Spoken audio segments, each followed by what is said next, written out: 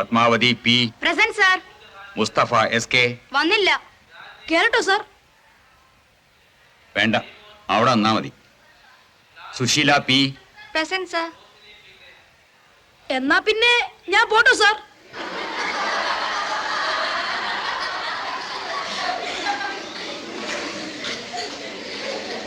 Silence. താൻ പോയി ആ മൂലക്കിനില്ല. Sasikumar G. Present sir. Rajam P. Present sir. Devaki K M. Present sir.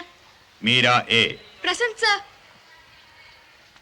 ആദ്യമായി പഴയ പാഠം. മലയാള ഭാഷയിൽ ആദ്യമായി അച്ചടിച്ച പുസ്തകം ഏതാണ്? സംക്ഷേപ വേദാർത്ഥം.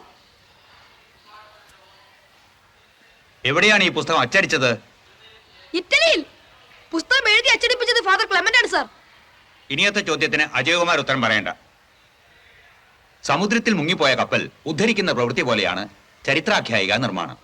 എന്താണ് പുസ്തകം ഇതുകൊണ്ട് ഉദ്ദേശിക്കുന്നത്?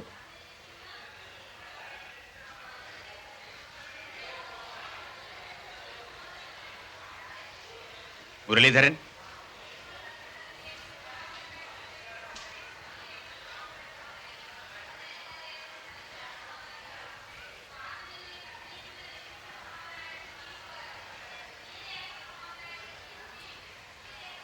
ഉത്തരം പറഞ്ഞാൽ എനിക്കിരിക്കാവോ സാർ?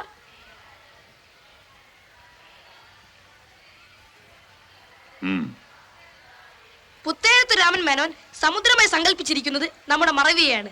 കപ്പൽ ഏതെങ്കിലും പ്രധാനപ്പെട്ട ചരിത്ര സംഭവമായിരിക്കും. ഒരു നല്ല ചരിത്ര നോവൽ എഴുത്തുകാരൻ പണ്ടെങ്ങോ നടന്ന ചില സംഭവങ്ങളെ ജനങ്ങളുടെ വിസ്മൃതിയാകുന്ന സമുദ്രാന്തർ ഭാഗത്തു നിന്ന് മനോധർമ്മമാകുന്ന യന്ത്രം കൊണ്ട് ഉയർത്തിയെടുത്ത് രസകരമായ രീതിയിൽ അവതരിപ്പിക്കുന്നു.